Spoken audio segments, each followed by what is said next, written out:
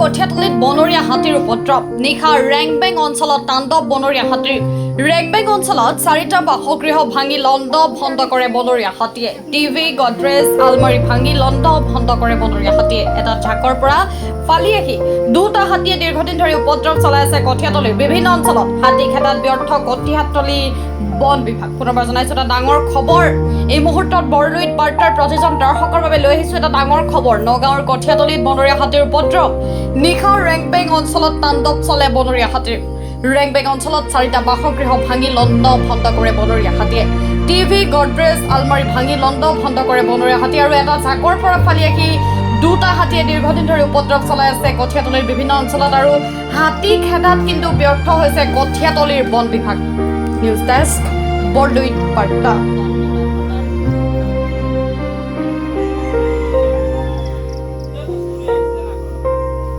ৰাতি ধৰক 1টা বাজি আছিলে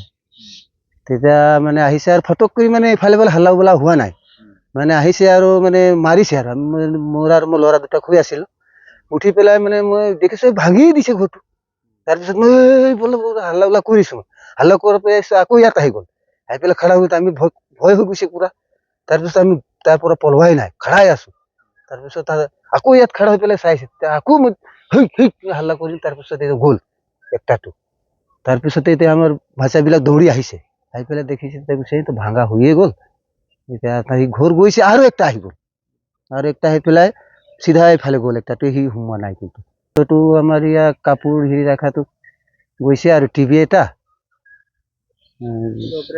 গডৰেজ এটা হা মানে গোটেই ভাঙি ভাঙি ল'লে